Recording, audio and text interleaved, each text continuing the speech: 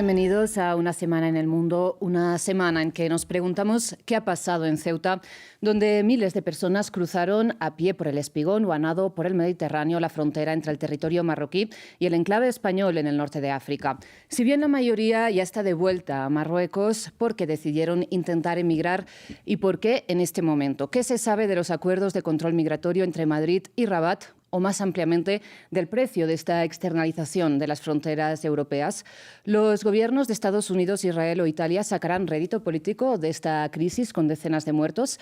Bien, para el análisis de estas y otras claves de la actualidad de la semana nos acompañan en esta ocasión Sofía Catala-Vidal. Ella es corresponsal de France 24 en Marrakech, ya la conocen, y enviada especial a Castillejos, Marruecos, en la frontera con Ceuta. También nos acompaña Patricia Fernández Vicens. Ella es abogada especializada en Derecho Penal, Infancia y Migraciones, abogada coordinadora de barrios, galardonada con el Premio Nacional de Derechos Humanos en 2022 y nos acompaña desde Madrid, igual que José Manuel Calvo, director de calidad de The Objective, exdirector adjunto del País de España y exjefe de la sección de Internacional, también excorresponsal en Estados Unidos y Bruselas. Y aquí una cara también conocida para la audiencia de France 24, Lucas Dauria, profesor asistente de Relaciones Internacionales en la Universidad de La Salle, aquí en Bogotá, magíster en Teoría de las Relaciones Internacionales de la London School of Economics. Sofía, Patricia, José Manuel, Lucas, muchísimas gracias por aceptar esta invitación de France 24. Bien, antes de entrar un poco en la discusión, les recuerdo a ustedes que, si bien ya saben que pueden volver a ver este y todos los programas de France 24 en nuestra página web o en nuestro canal de YouTube, ahora pueden volver a escuchar Una Semana en el Mundo en formato podcast a través de las principales plataformas de streaming de audio que son las que ven en sus pantallas. Ahora sí, empecemos. Y Sofía, me gustaría que empezáramos este programa pues con tu explicación, tu relato un poco de lo que se ha vivido y de lo que se está viviendo en esta frontera, insistimos, de este enclave español, Ceuta, que está en el norte de África, en frontera directa con el territorio de Marruecos. Sí, buenas tardes, Rosa. Bueno, yo me encuentro en Castillejos, en el lado marroquí, a la otra parte de la frontera de Ceuta, y ahora mismo pues lo que se vive aquí es de mucho dolor, es un dolor indescriptible, insoportable para muchas familias. Ahora mismo no hay comunicados oficiales por parte de Marruecos del número de muertos, la gente que ha fallecido a este lado de la frontera. No sabemos ni tan solo si tienen registros, si les están buscando, y pues hay muchísimas familias, muchísimas desesperadas, intentando encontrar a los suyos, que se acercan cada día a las comisarías, que preguntan a la prensa, que van por todas partes, que esperan al otro lado de la frontera, donde está la puerta principal, por donde va saliendo la gente que intenta entrar a Ceuta y que la policía marroquí intercepta, o la gente que sacan del mar, pues van allí para preguntarles si saben algo de sus familiares, enseñándoles sus fotos, intentando dar los datos de cómo iban vestidos el día que se fueron de casa, contando su relato.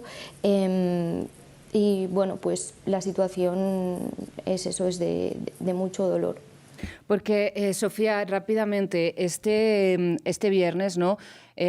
Ya los comunicados del gobierno español era que ya la mayoría de las personas que llegaron a Ceuta el jueves habían regresado a Marruecos. ¿Esto en qué contexto, cómo ha sido este regreso?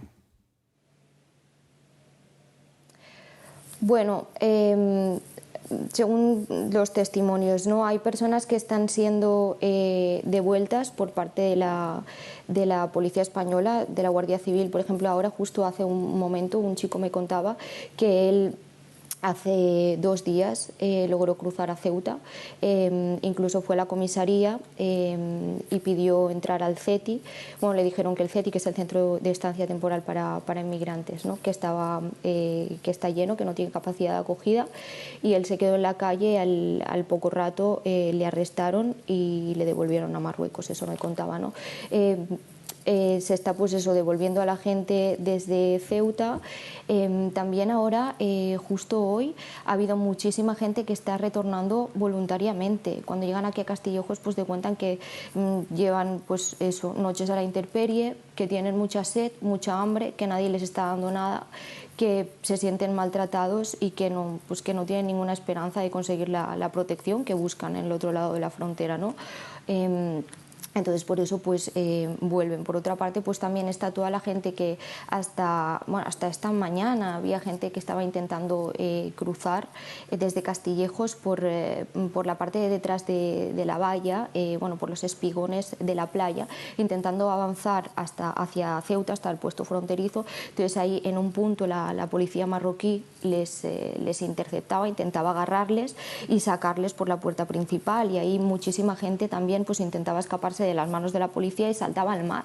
Entonces la gente nos contaba pues eso, que es que incluso gente que no sabía nadar se tiraba al mar, y ahí se creaba una situación caótica en la que unos se agarran a otros, gente se hundía. Hay muchos testimonios de gente que dice que ha visto a la gente ahogarse, incluso gente que ha muerto, cuentan pues eso, por caídas, por golpes en las piedras del espigón. Y bueno, pues a muchos la policía les sacaba. Había unas chicas precisamente que ellas me contaban, mira, en el momento ese nos dimos cuenta de lo peligroso que era, que íbamos a morir porque nos estábamos ahogando unos a otros, y pedimos a la policía que nos sacara de ahí. Entonces la policía les sacó y les saca por la otra parte. Entonces pues les devuelven a Marruecos. Hablemos precisamente de estas devoluciones, Patricia. Me gustaría que nos explicaras cuál es el contexto legal en el que se debe enmarcar esta coordinación en frontera entre las autoridades españolas y las marroquíes. ¿Qué normas la rigen? En la actualidad, la ley de extranjería establece distintos tipos de decisiones de retorno.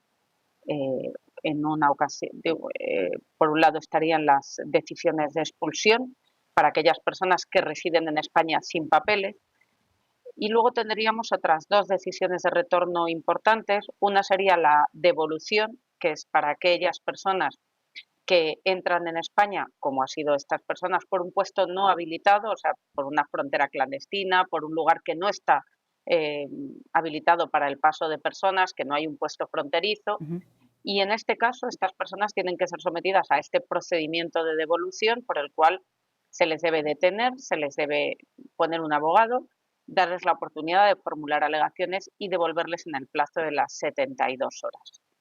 Eventualmente, la ley también permite un rechazo en frontera, un rechazo exprés, para aquellas personas que hayan sido aprehendidas, que hayan sido detenidas saltando la valla. Cuando una persona es aprehendida superando un elemento de control fronterizo, la valla o el espigón, la ley permite devolverlos de manera sumaria, sin ningún tipo de procedimiento. Sencillamente le detengo en la valla y le entrego a las autoridades marroquíes. Pero este procedimiento, el rechazo en frontera, está únicamente restringido a aquellas personas que, digamos, saltan la valla o superan el control fronterizo.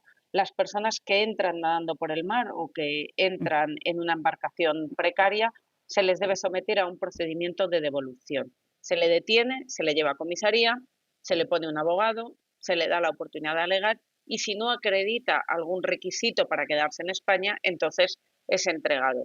Lo que estábamos viendo hasta ahora es que Marruecos no admitía devoluciones por el puesto fronterizo del Tarajal de sus propios ciudadanos, porque Marruecos reclama soberanía sobre la ciudad de Ceuta. Marruecos considera que Ceuta es un territorio marroquí y, por lo tanto, hasta ahora no admitía ninguna devolución, porque decía, yo no tengo por qué admitir esta devolución porque esta persona no está irregular en Ceuta, porque Ceuta es marroquí.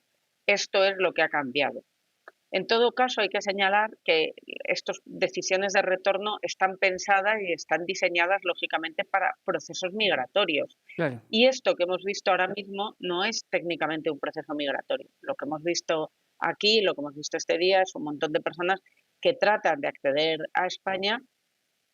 Es verdad que ellos sí que desean entrar en España, sí que desean quedarse, pero son personas que probablemente su motivación o han acudido a Ceuta engañados, han acudido a Ceuta probablemente con unas expectativas distintas. No es la primera vez que esto acontece en la frontera de Ceuta, desde luego es la vez que es más grave. En el año 2014 ya vimos que el gobierno de Marruecos permitió salir a muchísimas personas migrantes, en esa ocasión por el agua, a través de Sí. embarcaciones precarias por el estrecho. En 2020 lo vimos en el Atlántico.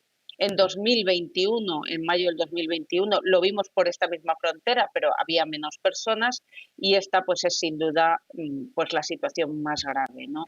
Sí. No podemos dejar de expresar nuestra consternación porque hay 56 personas al menos fallecidas. Claro, Patricia, precisamente señalabas que pues estas personas, lógicamente, quieren ir al territorio español. Me gustaría comparar, ¿no?, esta constatación con la del presidente del Gobierno, Pedro Sánchez, en las que ha hablado de una violación de la integridad territorial de España y ha acusado a las mafias de tráfico de personas de aprovechar esta situación como si estuvieran empujando, ¿no?, a la gente a salir de Marruecos y a ir hacia España sin subjetividad, digamos, atribuida a estas personas. José Manuel, ¿cómo entiendes esta respuesta del presidente del Gobierno de España? Bueno, lo primero es que el presidente del Gobierno ha hablado de un ataque a la integridad territorial española. Lo que es curioso es que no ha dicho de quién. Aludir a las mafias me parece muy vago. Lo que da la impresión, por las informaciones que tenemos, por las imágenes que hemos visto, es que ha sido toda una operación tolerada, impulsada probablemente por las propias autoridades marroquíes, con distintos fines. Algunos de ellos ya han salido aquí. El principal, el que está en última instancia, el contexto de todo, es la reivindicación marroquí de Ceuta como ciudad marroquí, que no lo es una ciudad africana, es una ciudad norafricana, pero no marroquí. Son casi 60 los muertos por ahora que ha costado esta operación política. Es una operación política de presión sobre el gobierno español. Acaba de ser mencionada la última vez que ocurrió, en 2021, no con tanta gente. Inmediatamente después de aquella operación, España elevó sustancialmente su apoyo financiero y de otro tipo a Marruecos. ¿Estamos en otra situación de esas?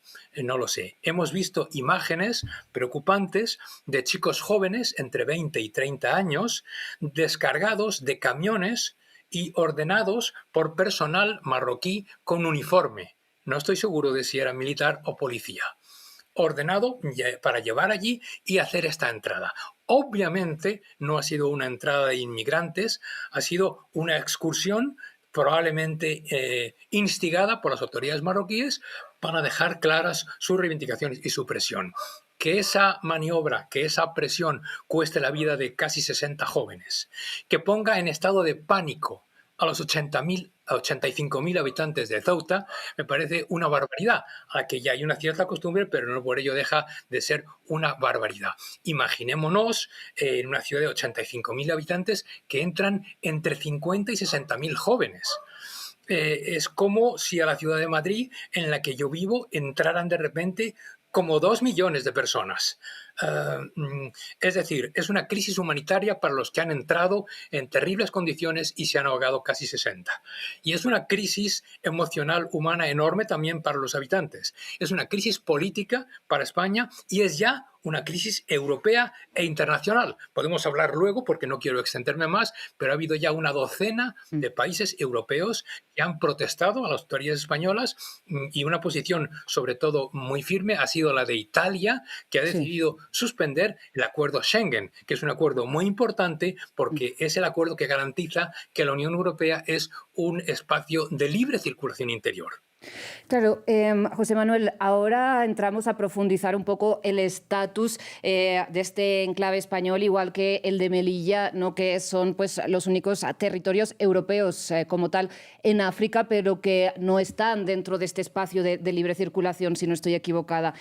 Pero antes, Sofía, me gustaría saber A raíz de tus conversaciones con las distintas personas en las últimas horas, si tienes la impresión de que realmente fueron títeres de algo superior o había una voluntad y una necesidad de salir de Marruecos. Bueno, muchas gracias por la pregunta, Rosa. Yo quisiera matizar esta cuestión del impulso por parte de las autoridades marroquíes. Aquí lo que ha habido es, bueno, las autoridades marroquíes, por ciertas razones, pues han dejado de ejercer el control migratorio o levantar el control en cierta manera. Y aquí no es que haya autoridades que vayan a las casas de la gente a picarles y decirles ven a pasar, ¿no? Es que, aquí la gente vive en un contexto fronterizo en el que además la frontera la atraviesa absolutamente todo y se va corriendo la voz, ¿no? De que, y hay muchos vídeos en redes sociales, la gente empieza a pasar, oye, pues no están controlando, hay muchísima gente aquí bloqueada, no solo son marroquíes, hay gente bloqueada de muchas nacionalidades de África porque la Unión Europea pues le paga a Marruecos para que contenga a estas personas, para que las bloquee y no les deje pasar a Europa. Entonces a la que pues se relajan esos controles y se va corriendo la voz, ahí van saliendo vídeos en redes sociales de gente incluso que hay como tendencias, incluso reels de gente pues muy joven que va incluso pues publica reels de su relato de viaje, explica pues lo duro y lo difícil que es, pero también celebra la victoria de haber llegado, ¿no? De haber conseguido pasar esa frontera. Entonces al final pues eso también anima a otras personas a intentarlo, porque hay unas causas de fondo que empujan a la gente a hacer eso. El hecho de que la gente le te dice, si yo tuviera un visado, si yo tuviera la posibilidad de viajar como la tienes tú, por ejemplo, que yo soy española, no vivo aquí en Marruecos y no necesito un visado para estar aquí, y la gente lo repite, tú puedes viajar donde tú quieras, si necesitáis, los españoles, por ejemplo, vais a trabajar a Bélgica, Alemania, a Suecia para ganar más dinero, ¿no? Para mejorar vuestras condiciones laborales y nosotros no podemos. Tenemos que tirarnos al mar, ¿no? Entonces, a la que no hay ese control, pues la gente lo intenta por muchos medios, ¿no? Eso son gente que busca pues mejoras salariales, incluso, pues es que es libertad de movimiento, de poder viajar, ir a otro lugar, mejorar tus condiciones de vida, y te explican, y luego incluso la gente te dice, a mí, yo lo más importante de mi vida es mi madre, y yo amo mi país, y me parece un país precioso, y yo lo que quiero es volver y poder invertir en mi vida y en mi país y construir un futuro aquí. Entonces, es eso. Aparte también hay gente en situación de exclusión social, gente muy pobre, que en cierta manera siente que no tiene nada que perder. Entonces a la que se levanta el control, pues pasa. Y pues es básicamente eso, ¿no? La falta de vías seguras y regulares para que la gente pase, pues las impulsan a ir nadando o incluso saltando la valla o pues aprovechando estos momentos en los que se relaja el control para poder pasar. Claro, hablemos precisamente, Lucas, de este relajamiento del control que señalaba Sofía, que también ha indicado que la Unión Europea no paga a Marruecos como a tantos otros países para que por su parte, ¿no? Bloqueen a las personas que quieren ir ya no solo a España, sino desde España pues a otros territorios europeos. Y se critica, ¿no? Desde Europa que Marruecos, en este caso, use este control fronterizo como arma de presión política, pero precisamente ¿por qué Marruecos tiene la capacidad de usarlo? ¿Cuál es ahí el acuerdo, esta codependencia entre, pues en este caso, la Unión Europea, España y Marruecos? ¿Qué se sabe de estos acuerdos? Bueno, estos acuerdos generalmente suelen ser memorandos de entendimiento, suelen ser acuerdos que son a duras penas legalmente vinculantes en términos del derecho internacional para los estados con los que se externaliza el control migratorio, pero cada vez más los países de la Unión Europea intentan hacer esta serie de acuerdos, incluso ahora casi cobijados y enmarcados dentro del PEMA, del plan de gestión del asilo nuevo que firmaron hace unos meses. Y fundamentalmente son unos acuerdos muy, muy básicos. La primera vez que se hicieron acuerdos parecidos, la primera vez que yo recuerdo, fueron unos memorandos de entendimiento que Italia, por ejemplo, hizo con Libia y con Túnez, que son muy parecidos al que España tiene con Marruecos, que fundamentalmente lo que dicen es, mira, nosotros te pagamos o te damos una serie de capacidades de inteligencia o una serie de capacidades ya más materiales, como te podemos proporcionar barcos para la Guardia Costera o cosas por el estilo, para que tú nos colabores en la gestión de la migración y para que nos los dejes pasar y ya está. Es decir, es a cambio de nada. Fundamentalmente es yo te doy esto, tú a cambio me das que no vienen más migrantes. Es muy simple generalmente el acuerdo.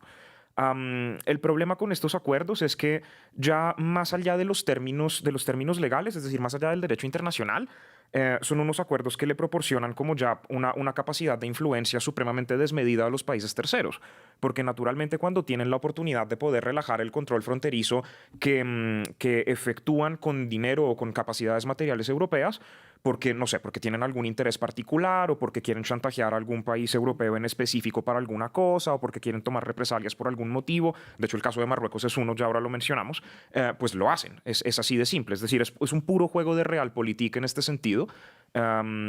Entonces, en el caso de Marruecos, por ejemplo, lo que ocurre es que pues aquí hay que ya hablar un poco como incluso de la arquitectura energética europea, porque yo tengo la sospecha de que esto está muy relacionado con el problema del suministro de gas hacia España, hacia Italia y hacia el resto de la Unión Europea, y precisamente por eso es que tengo la sospecha de que la reacción de Meloni y de Antonio Tajani, que es el ministro de Asuntos Exteriores de Italia, no es gratuita y tampoco es gratuito que haya sido la primera. Entonces, ¿qué es lo que ocurre aquí? Sí. Lo que pasa es que Argelia... Lucas, para puntualizar, la reacción que señalas del gobierno de Giorgia Meloni es la de querer excluir a España de este espacio de libre circulación, para las personas que no lo hayan seguido. De algún modo, sí.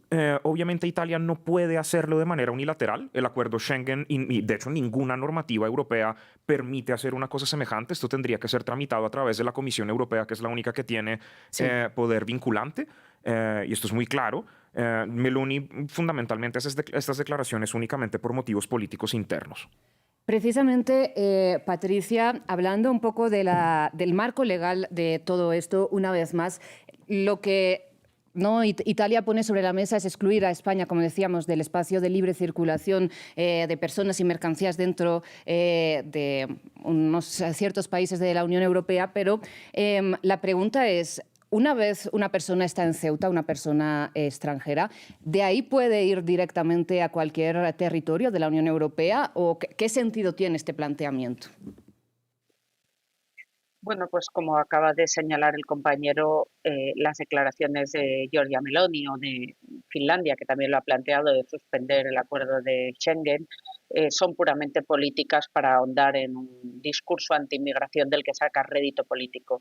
Porque lo cierto es que no solo que un país no tenga competencia, ¿no?, para excluir a España de Schengen, sino que es que además Schengen ya establece en su artículo 41 que Ceuta y Melilla tienen un estatuto singular, de tal manera que una persona que accede a Ceuta, una persona que accede a Melilla, no puede salir de Ceuta ni de Melilla si no es con un control fronterizo. Por lo tanto, ese control que reclaman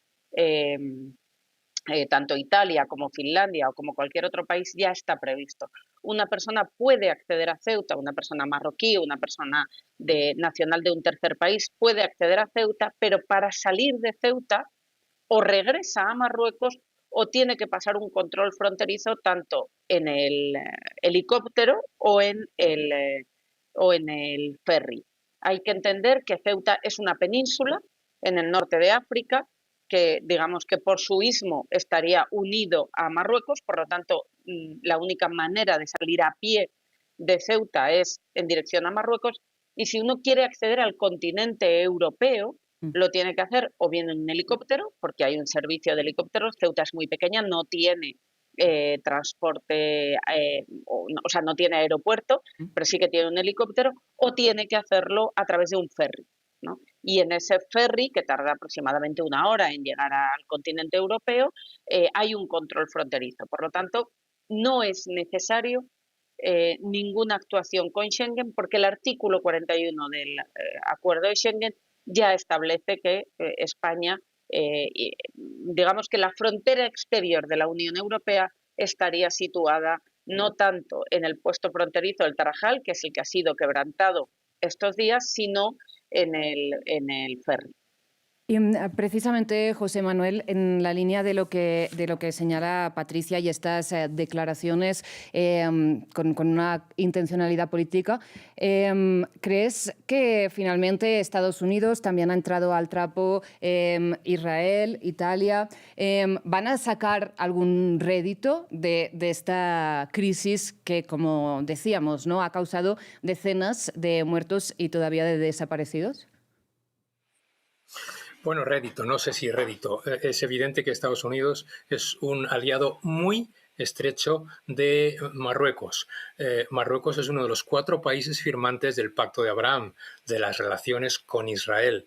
Y la relación entre Estados Unidos, entre Washington y Rabat, no puede ser mejor. Coincide con que desde hace ya varios años hay una mala relación política entre el gobierno de España y el gobierno de Estados Unidos. Y ahora vuelvo a la crisis. Es verdad que lo de Schengen es pura política, pero es tanto como pura política. Es decir, esta no es una crisis de inmigración. Esta es una crisis que tiene un aspecto humanitario del que ya hemos hablado, desgraciado y triste, y sobre todo es una crisis política. El hecho de que haya una docena de países por ahora y la presidenta de la Comisión Europea preocupados por esta situación y con críticas a la manera en la que España lo está gestionando, indica que es una crisis política grave. En cuanto al gobierno español, quiero decir también en España ha resultado muy chocante que el Ministerio de Exteriores haya convocado para consultas, como se dice en lenguaje diplomático, al embajador de Italia para pedirle explicaciones por la declaración de Meloni y no haya convocado a la embajadora de Marruecos. Creo que es evidente por imágenes y por información y por las personas que más conocen esto, creo que es evidente que se trata de una operación política.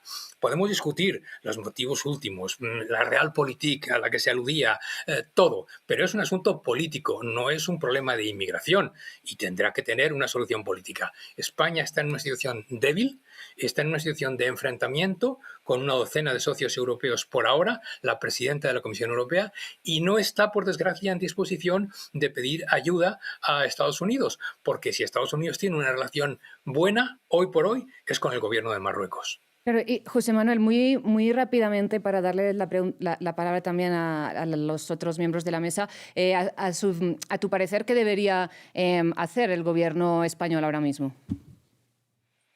El gobierno español debería mostrar una cierta firmeza, debería proteger mejor la ciudad de Ceuta. El problema grave no ha sido hoy viernes, ha sido ayer jueves. Ayer jueves, cuando decenas de miles de chicos jóvenes entraron en Ceuta, las dotaciones que había de protección eran ridículas en cuanto a agentes y en cuanto a dotación.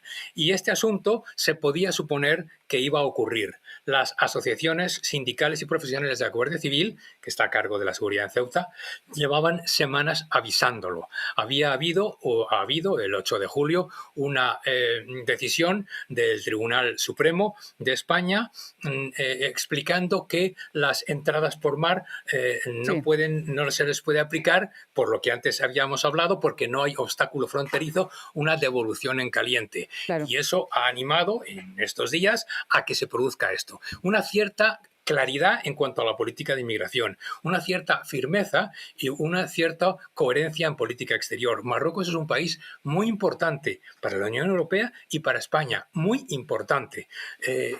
Tiene que tener una política clara España y tiene que tener una política firme y tiene que proteger a la población de 85.000 personas que hay hoy ahí, que según los testimonios que hemos recibido han estado aterrados durante 24 horas. No es una situación de inmigración. Han entrado 50 y tantos mil, han salido 48.000. Ha sido una excursión. Por desgracia, con casi 60 muertos. Eso es lo terrible del asunto. Han sido manejados y manipulados, en mi opinión, para hacer una declaración política, una declaración de intereses, una declaración de lo que sea, pero han sido manejados. Creo que el gobierno de España debería tener una posición de claridad y firmeza y procurar resolver los problemas con sus aliados europeos y, desde luego, con Estados Unidos. Lucas, querías reaccionar. Estoy rigurosamente de acuerdo, es decir, es lo único que uno puede pensar, ¿no? No hay manera de pensar que esto sea realmente una crisis de migración como veíamos en el 2015, 2016 o del 2011, ¿no? Además, a ver, ¿cómo decirlo? Aquí hay una situación como de triangulación entre intereses particulares de ciertos países. Cuando José Manuel decía que Marruecos es un país muy importante para la Unión Europea y para España, yo me atrevería a decir que el motivo principal por el cual es tan importante es por la relación que tiene con el Sáhara Occidental. Y creo que esto lo pone en conversación directa con el problema de la relación que Europa tiene también con Argelia. Y por eso también hablaba de la arquitectura energética hace poco. Entonces, para hacerlo muy velozmente, lo que ocurre aquí es que después de esto suena muy raro, pero síganme un segundo. Después de que empezó la última versión de la guerra entre Rusia y Ucrania y que la Unión Europea se vio obligada a tener que cortar el chorro del gas con Rusia, la Unión Europea tuvo que empezar a buscar otros lugares de los cuales obtener gas para poder usar energía. El lugar predilecto es Argelia, porque Argelia es el mayor productor de gas que hay en África, sino al menos en el norte de África. Y el problema es que Argelia tiene unas pésimas relaciones con Marruecos porque Argelia es el principal financiador del Frente Polisario, que es esta organización que intenta lograr la independencia y la autonomía del Sáhara Occidental.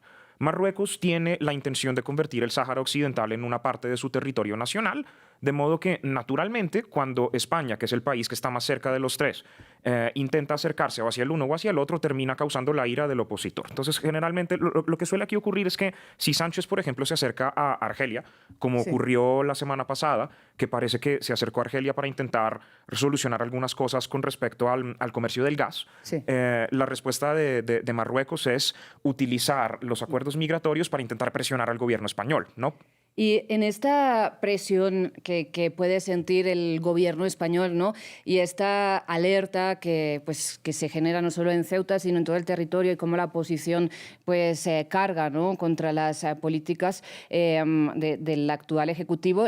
Y pregunto, Patricia, si hay un componente de racismo directamente en esta respuesta. Bueno, nosotros coincidimos plenamente desde el análisis que hacemos desde la sociedad civil con el que acaban de hacer tanto José Manuel como Luca, que es una crisis política y no es una crisis migratoria, pero sí que vemos y alertamos de que este uso de la migración con fines espurios, esta manera de traficar los estados con vidas humanas, bueno, pues acaba provocando un impacto en la sociedad española, en la sociedad europea, que ahonda en el discurso anti-inmigración. Al final se refuerza esa idea de la avalancha, de la invasión, y encima, bueno, pues con este discurso, ¿no?, del gobierno español que hace referencia a las mafias, cuando las mafias no provocan que una frontera o que unos agentes fronterizos dejen de trabajar. Quien conozca Marruecos sabe que Marruecos es un país que tiene un control férreo sobre su población. El Magreb no permite que suban jóvenes desde Rabat, Casablanca, Benimelal, ¿no? Porque no solo han cruzado jóvenes de Castillejos, han cruzado jóvenes de prácticamente todo Marruecos. Esto Marruecos tiene capacidad para controlarlo. Y lo hace desactivando redes sociales cuando quiere, lo hace cancelando cuentas de redes, y aquí no lo ha hecho, lo ha provocado directa e indirectamente. Pero esto, desde las sociedades europeas, desde el norte global, es visto como una amenaza, ahonda en el discurso anti-inmigración y ahonda en la agenda de la derecha extrema y de la extrema derecha. Por lo tanto, bueno, pues esto sí que genera luego brotes de racismo y de xenofobia, como hemos visto. Hay testimonios de jóvenes que estaban en Ceuta que nos han dicho, dice, bueno, es que hemos tenido que ir a dormir porque nos han perseguido con cuchillos y pistolas, porque la sociedad ceutí estaba consternada, como ha descrito muy bien José Manuel, como ha descrito muy bien la corresponsal, ¿no? Y estaban muy, muy preocupadas, y hay gente pues que puede tender a hacer una defensa violenta de lo que entiende que es suyo, ¿no? Por lo tanto, Sí. el riesgo para la convivencia es muy importante. Sofía, nos quedamos sin tiempo prácticamente en este programa, pero pues precisamente desde ahí, desde la frontera, si quieres, la conclusión es tuya.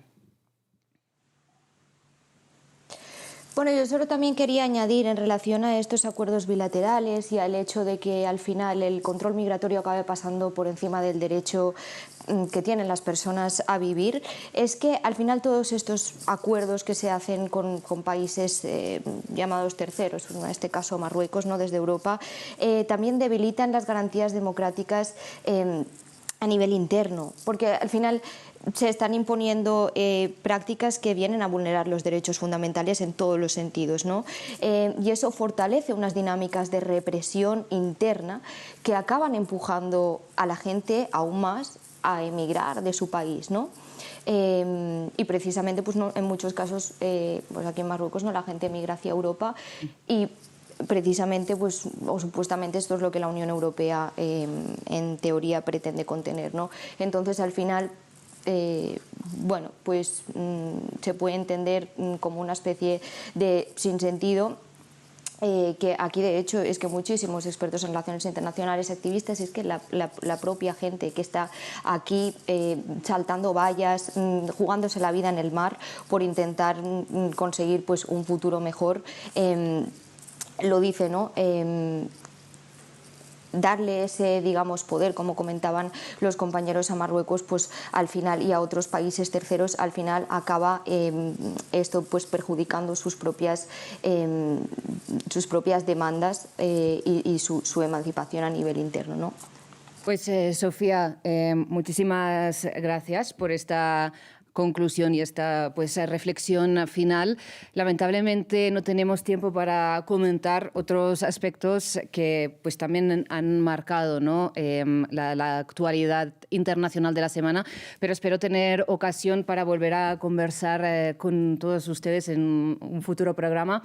Antes de terminar, Sofía, Patricia, José Manuel, Lucas, nuevamente muchas gracias por aceptar la invitación de Una Semana en el Mundo. El agradecimiento también es para todo el equipo técnico y de producción que hace posible estas y todas las emisiones de este canal. Y a ustedes, como siempre, muchas gracias.